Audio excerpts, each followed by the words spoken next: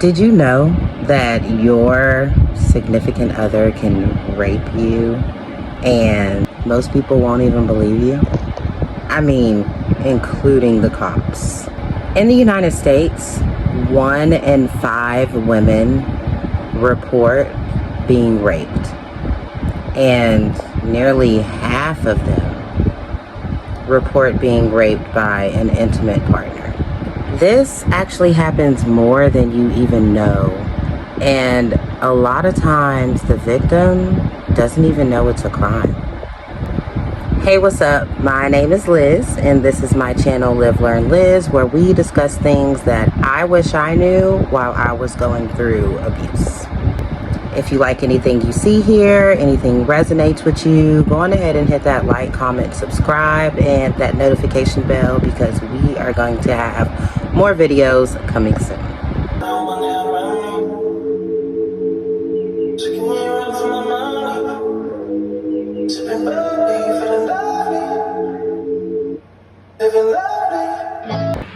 So, what is domestic violence related sexual violence?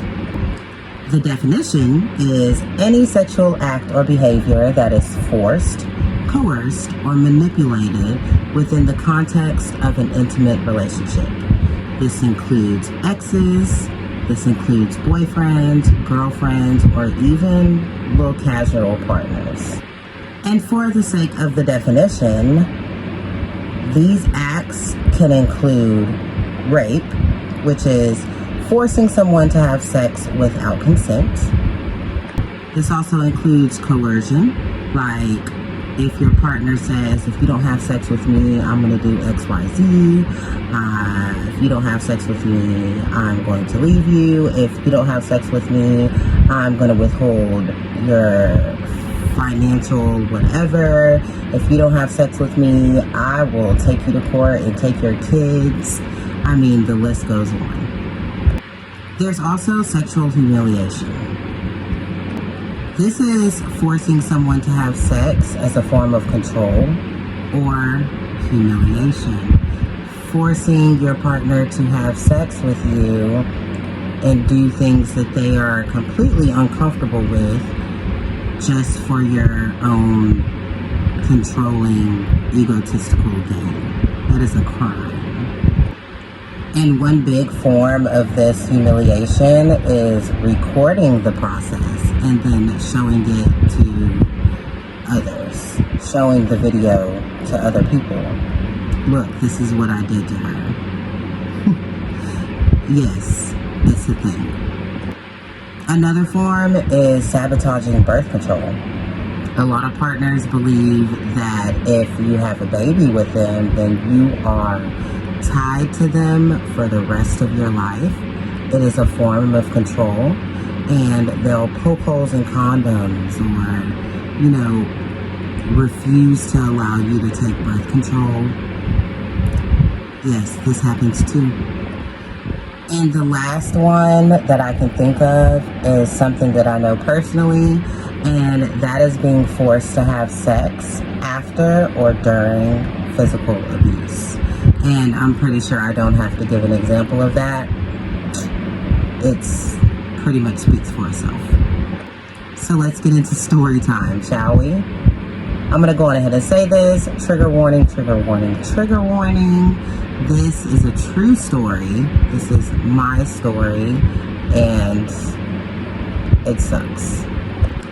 My last abuser forced me to have oral sex with him while physically abusing me. He did this, why I don't know, and I'll never know. But after the oral sex, he also attempted to have actual sex with me, right? This is all while my face was bruised, swollen to the core. I was crying, and he still forced it. The more I cried, the more the physical abuse continued, all while he was trying to get his rocks off.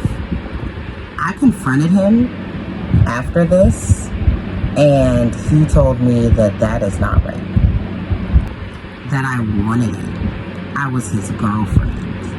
So, I deserved it. He also continued to let me know that no one's going to believe that he raped me because we were in a relationship. And it's not a crime, and the cops wouldn't do anything about it.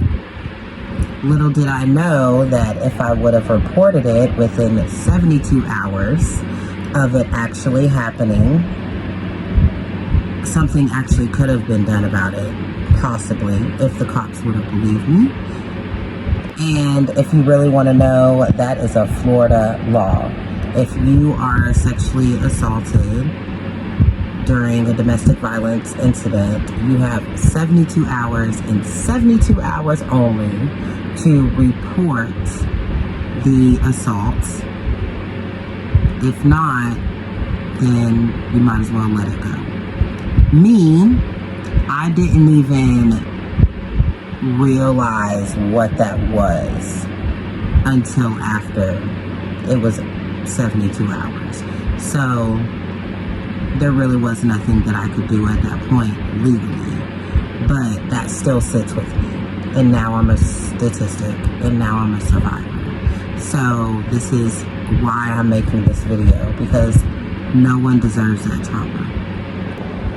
And you want to know the kicker? He recorded it and sent it to at least 3 of his friends. The friends that laughed about it and probably shared it with others.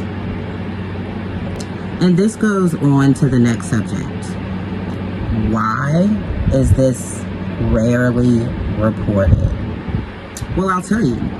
There's like this myth, right, that you cannot be raped by your boyfriend, and especially not your husband. People also believe that it is super easy to just say no or to leave the situation, not realizing that sometimes that's probably the most dangerous thing you could do. In my situation, I had already been strangled, I had already been pistol whipped, I had already been completely damaged. This was a life or death situation, so what would it look like me just leaving or saying no? For others, they could face retaliation, custody battles.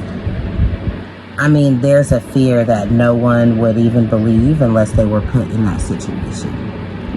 And the biggest reason why nobody talks about this is religion. Yeah. There are people that will twist the Bible and twist religious views to make it seem like if you are a significant other, especially a wife, you are not allowed to say no. And here's another kicker. It's not even taken seriously. Law enforcement, they often see this as a relationship issue and they will not get involved. It's not their fault that you just didn't feel like it that day. In society, they feel like marital rape or intimate partner rape is not even real rape. Like, we're not victims.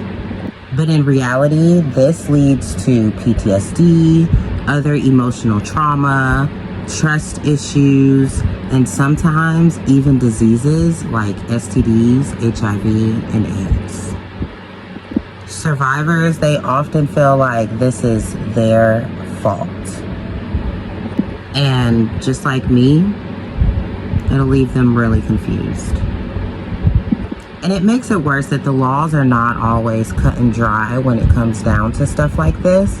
Like I said, in the state of Florida, you only have 72 hours to report it.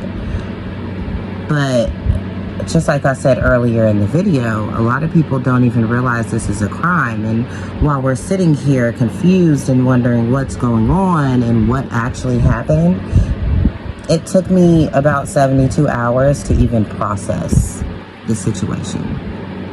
So if this has ever happened to you, or you know somebody that this has happened to, you're not alone. Trust me, you're not. And there are people that actually care and actually want to help. This is not your fault. If you are going through this or know somebody that is going through this, feel free to hit up the RAIN hotline, which is the sexual assault hotline, the National Domestic Violence Hotline, or check with your local shelters. They have advocates that can help you navigate through this. And again, I say, if anything in this video resonates with you, or you feel like there's somebody that actually needs to hear this, please share, like, comment, and subscribe.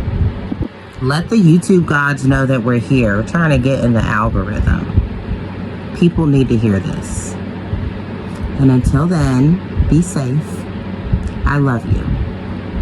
Bye.